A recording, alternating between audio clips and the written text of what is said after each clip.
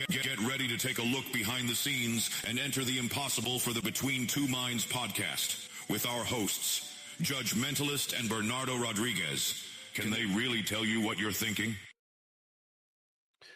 Good afternoon out there, hypnosis world, and anybody else in the world that happens to be tuning in or watching this on replay. Again, this is Judge Mentalist.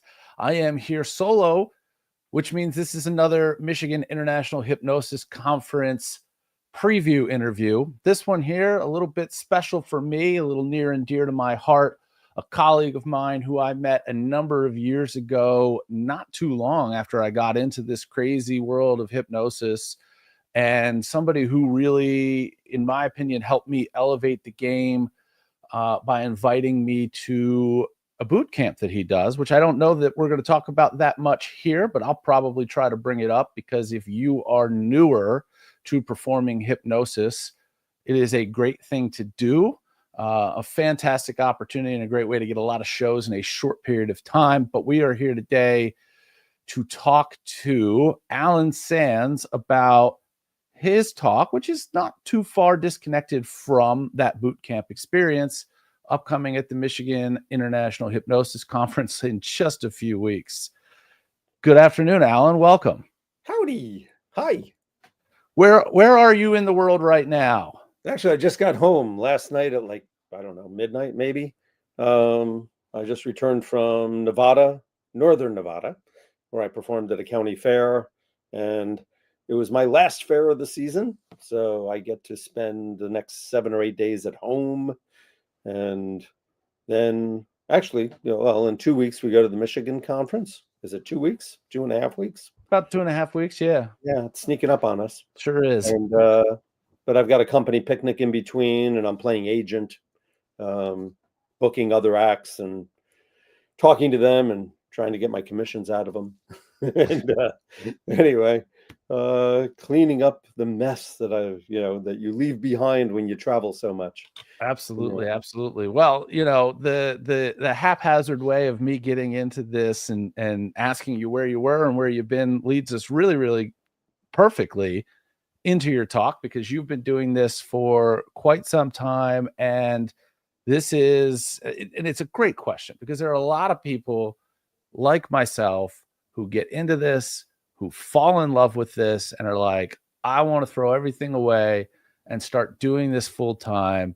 But we still have bills to pay. We still have mouths to feed. And you've been doing this full time professionally for how long?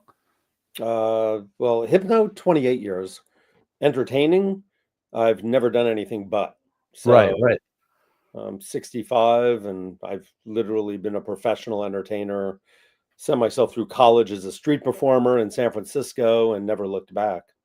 And and I was performing in high school. My father was a magician, and I learned a magic act, as a child, and won my first magic competition at the age of 12. And, so it's what I've always done. But the big mistake most people make, which, is what you're asking, is I have multiple streams of income. I just don't do shows and get paid for shows. I get paid to sell the videos after the shows. I run a talent agency. I retail magic. I also help multiple. I have a circus troupe that I help work in the U.S. legally, and I do their P1 visa, and so there's they're all entertainment related. It's a lot of paperwork. People think that you're just going to go out and do the shows, and there aren't many people that can do that. Whether you're Kevin Lapine, four-walling a theater in Las Vegas, he still has to do all of his marketing, and Right. Yeah. PR, and he has to do his bookkeeping, and he's got bills other than just paying for the theater that we don't know about. And so it's learning how to juggle all of these things and make them work together.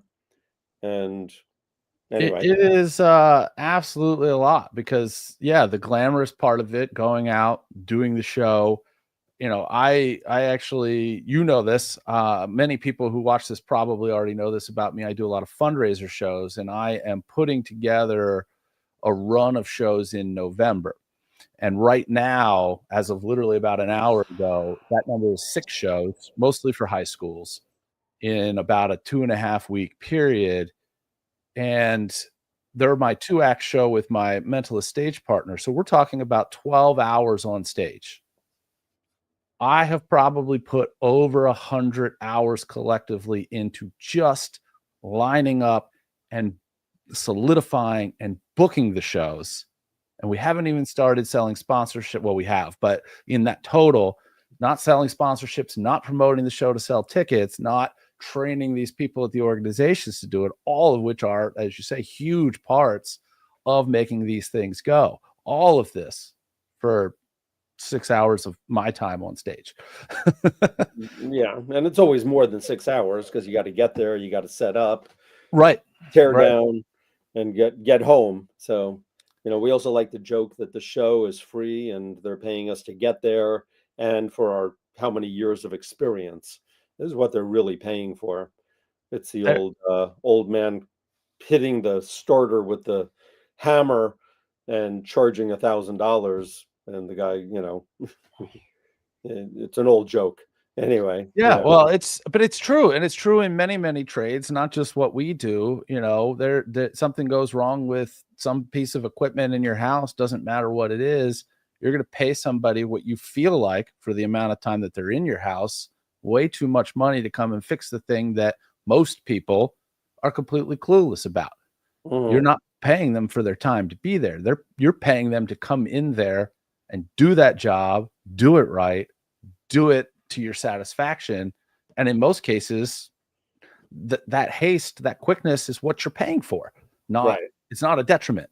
Did you want me to sit here and, I don't know, flip through TikToks for 2 hours and then press the button? Like, what did you want? So Michigan, you're going to start to peel back and let people who want to make that jump, who are considering making that jump, know about some of the key things that they really need to keep in mind. Obviously, we've talked about some of them just in this little chat that are, what I consider to be under the surface of the iceberg that is being a pro. More important, what I'm going to talk about is giving people those little secret things that make their life easier. Okay, there's a million little things, everything from painting your Velcro, the tip of your Velcro strips with white nail polish so that you can find them in a dark theater, little secrets of the trade that I have learned after, performing a lifetime on the road. How to pack your backpack, whether it's your costumes or whether it's your sound equipment, or, and what sound equipment to buy when you're starting out and what sound equipment to buy once you're a professional. Do you want the $200 mic system? Do you want the $600 mic system? And I just bought one for $1,100. But I do over 100 shows a year, and I also know where I run into problems. And I've decided that I need this one new mic to eliminate when I can't find a frequency sitting out on the San Francisco Bay, because every sound frequency in the entire Bay Area is bouncing off the water. So that's why I bought the $1,100 microphone, is specifically for that situation. And I don't run into it very often, once or twice a year, or you're next to an airport, at a fairgrounds, where the police, the ambulance, and every carnival, every game operator has a headset and a wireless system, and I just can't find a clear frequency. So, another reason why I bought the good mic. Anyway, all these little secrets, and I'm going to have, dozens of them that are not only equipment secrets, but booking secrets, and, travel secrets, and, none of them are going to make you rich. All of them are going to be, that's clever. We have it in everything. Whether you're woodworking or working in the kitchen, people have, helpful little hints that you go, I grabbed that snippet. And, Exactly. when you came to my boot camp, I didn't teach you how to do hypnosis. I didn't even teach you how to do a show. Right. Your first critique was, put on a different shirt. My God, the shirt you were wearing just wasn't appropriate for walking out on a stage.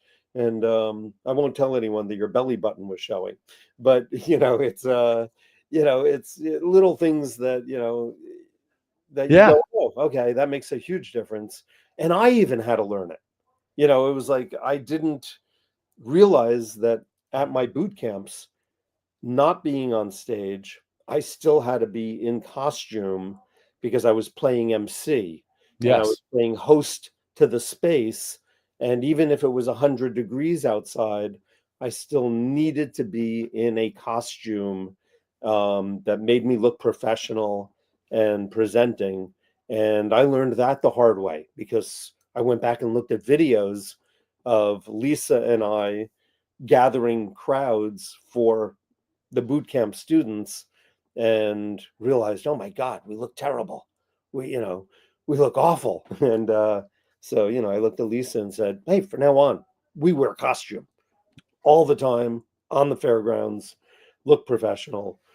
And anyway, little crowd gathering secrets also. Yeah, I Okay, I I and mentioned it at the top. I think it's only right to mention it again because to me it's a big deal, and that I have taken an active interest in helping new hypnotists mm, jump out of the nest and start flying early. And I think that one of the best things that's out there to really get somebody early on, or at just a time in which they're looking to ramp up and get into a more professional career, that what you offer with these boot camps is probably one of the most valuable resources out there, because it gives you two things that you can't always find in the same place. Number one, you get tutelage from experienced mentor in yourself and in Lisa, but also, and the mostly thing Lisa. and the thing that really drew me to it was the density of the flight time. We did, each of us that were in the boot camp the year that I did it, I think did 7 shows that week. And we would have done an 8th if it weren't for all those storms that rolled in at the last minute. We were going to do that big ensemble show where we all kind of did a little of this and a little of that, and round robined on the crowd. Would have been 8. And you can't get both of those things in many places in that amount of time. Especially in this advanced info age, where here you're literally on one coast of the country and I'm on the other coast of the country, and here we are talking to anybody anywhere on this globe. This is great for what we're doing right now, but this isn't that hands-on, hey, stand here and stay here and don't bounce around the stage. Like one of the things that I was doing when we started the boot camp was moving all over the place. Like you're not giving me that tutelage over this channel. It's Yeah, there well, the other live thing that the boot in camp does person. teach you. Yeah, I mean, the other important things is setting up and tearing down 5 to 7 times in a week for your show. You suddenly become very aware of the process of how to put together the sound system, how to put on your costume and look sharp with short notice, or giving yourself time to do it, and what you need to bring to the fairgrounds, which means what you need to pack to be ready for that show. And it kind of drills it in so that you don't make those mistakes as many times. There's still times when we forget something, but hopefully they become fewer and further apart. And the boot camp teaches you a lot of that, and it also teaches you what other options are out there. So what do you want a hardwire microphone, or do you want a wireless microphone, or do you want a headset? And what are the options for different ways of using this equipment, or do you want both? And do you want powered speakers? Do you want non-powered speakers? What are the advantages to a monitor on stage? And it just never ends. There's always so much little detail to absorb, and you get out there and you do it. This last boot camp, I'll give kudos to Tracy. She got out there every morning and wanted to set up that sound system herself and tear it down every night so that she knew sound. But her husband has always done the sound for her. And Right. she still wanted to make sure that she knew how to do it in case her husband wasn't there with her. And, don't rely on anyone else, because mistakes are going to happen. And Yeah. I mean, last year for me, because I had always done that 2-act stage show where my show partner who did the mentalism in the first act always ran my sound. That boot camp was the first time that I had linked up the Bluetooth button to my sound and was running my own sound cues live through the show.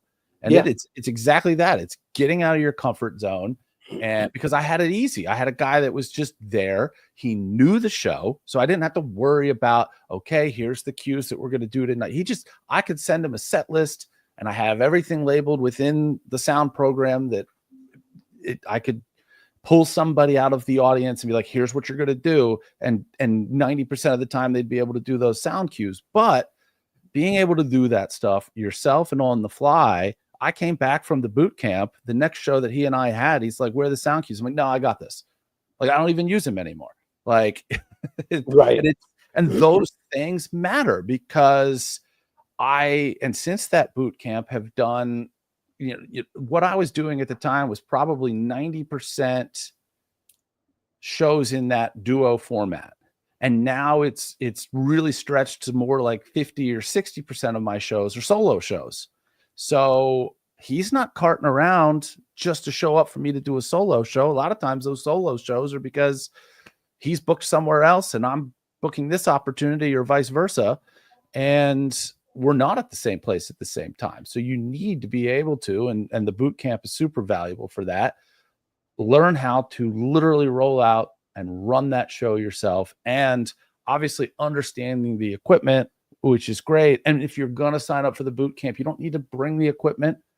Alan's got all the equipment and then some.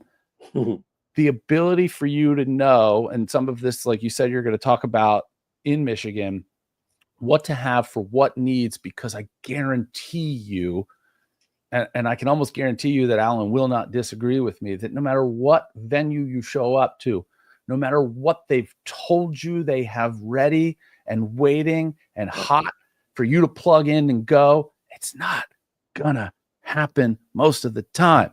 Right.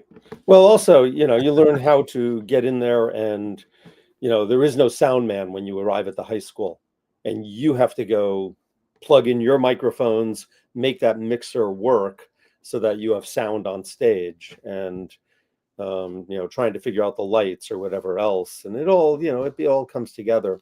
The other thing I'm going to talk about is how exciting this crazy business is, though. So many times people come to boot camp and they say, I only want to work within, 200 miles of where I live. And I'll tell you, I've been to China, Malaysia, South Africa, the United Arab Emirates, England, Scotland. I've driven to Alaska and back on the Alcan Highway. And, I've performed in Maine and Key West. And that's why I'm in this business. If you want to stay within a 200-mile proximity of your home and you live on the East Coast, you can do that. Easy. Plenty of shows, plenty of opportunities. Absolutely. All types of opportunity. But I personally love the travel. I mean, I love to see new, exciting places and meet people. And it doesn't matter if they're Republican or Democrat, I'll find the qualities in all of them, even in this polar What a time to be world. alive, right? Yeah. We all have qualities, and you can find the qualities and something in common with them. And well, anyway. you gave me a segue that I now get to shill an exciting opportunity for me this fall, I'm going to Barcelona, Spain. I'm doing a week's worth of shows at Barcelona's Fringe Festival. Yeah. And anybody who wants to follow that, I actually have a Kickstarter that's launching next week for very, very little money, $5. You can be in basically a private group chat that's getting all sorts of updates, video clips, and everything. And then you can get all sorts of swag from it for higher amounts of money. Check it out, carnivalofdreams.com. Alan brought it up, so I'm going to shill it. Me traveling the world, because yes, this is a career that can take you all over the world, whether it's doing fringe festivals, private engagements, cruise ship gigs. All of this stuff can take you all over the place. Obviously, you got to put the work in, get the chops, be able to get yourself booked, learn a lot of the stuff that Alan's going to teach you in just a few weeks here at the Michigan conference. And just think of how often you're going to have Cokes and potato chips for dinner. It's because you're living in hotels, airports, and rental cars. Anyway. Absolutely. So you've got less than a week to register. MichiganHypnosisConference.com. I believe that the registration closes either next Sunday or next Monday. Dan said September 1st. I don't know whether they'll still be open on the 1st. If the 1st is the last day, I don't run this thing. I'm just helping to promote it. But so I suggest going there now, getting signed up if you're not already, because not just are you going to learn all this great stuff from Alan, but boy, oh boy, is there just a crazy dense lineup of therapy practitioners, performers, a blend just really across the spectrum of so much to learn, so much networking. It was at a different conference, but a conference that Alan and I first met, which got me linked into the boot camp. And again, it's something that, I don't get a commission for sending people or a referral fee or anything like that to Alan. I just believe in it. And I think it's a great opportunity. That's why I push people there. If you're out there already doing this professionally, I'm not going to push you to the boot camp. That doesn't make a whole lot of sense unless you're saying, what, if you're a clinical therapist and you want to jump on the bandwagon, and do a seasonal series of, 6 to 8 high schools, that's also what I'm there for. Or I've had people come to the boot camp that just want to learn microphone technique and how to present themselves to men's clubs, women's clubs, country clubs, to be able to pitch their product. And, they don't necessarily need to want to do shows. They can learn how to present and market themselves one-on-one in a public manner rather than just internet. All right. So also early on, you mentioned multiple streams of income and selling the show video. I got 7 show videos out of that week. And I have actively, since day one, had these available online for folks to buy. And I don't just get sales, and you're the same, because we've talked about this extensively. You don't just get sales from people who attend the show. There are people all over the world who search these things out and buy them. I have almost, not quite, but almost paid for that boot camp in the sales from the videos from that boot camp alone. Really? Yeah, I get there. I have a small list of people who literally any video I put up, they buy. So so you'll have those people, and that list grows every so often. Somebody else finds it, and then all of a sudden it's like boom, boom, boom, boom, boom. Yeah. So I can guarantee to a certain extent every time I'm doing a show. Sure, I've quoted and gotten paid X price, but I know on the back end I'm at least making X amount more. And I make an extra $1,000 a month off of my Vimeo sales, and it's passive income. Yeah, it's out there. People are buying it at all times of day, different time zones, different parts of the world. It's really, really great stuff. It's not super complicated to set up. You got to be doing all the things, recording your shows and everything like that. There's 100 other reasons why you should be recording your shows, but selling them afterwards, also really, really great. So I've kept you for quite some time, and I know you've got a very, very busy schedule. Any last thoughts before we send everybody on their way? No. the only advantage, the one thing I will share is that I have a partner, Lisa. Her stage name is Misty, and She's been doing hypnosis clinically, stage, meditating for over 40 years. And she is so insightful. She just picks up on little things, and she'll be there with me. You're getting a two-person presentation from us. And even though I'm the one that'll dominate the conversation because I'm like that, just like you here on this thing, and it's cool. But she knows how to pick up on little subtleties, like not using words that might once in a lifetime cause an abreaction, or give permission for them not to go under, or she's just so good at I should listen to her advice more often personally, because she tells me, throw that joke away, because you're picking on someone on stage and now they're not going under because you've made them self-conscious. But I had fun telling 5 jokes about that person, being cute and funny. And, she just knows how to weigh that type of, she has such amazing insight. So you're getting 2 people in this presentation, and she's a hell of a partner when it comes to running the boot camp and things.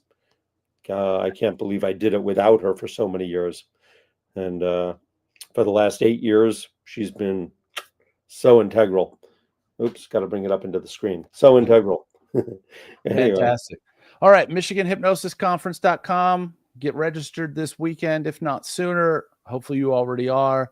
We'll see you there in just a couple of weeks. Thanks again so much for joining me, and I'll see you soon. Bye. Thank you for tuning in to the Between Two Minds Behind the Scenes podcast. Be sure to follow us on social media under Between Two Minds with the number 2 instead of TWO, or under Enter the Impossible. Thank you, and we hope to see you back for the next episode.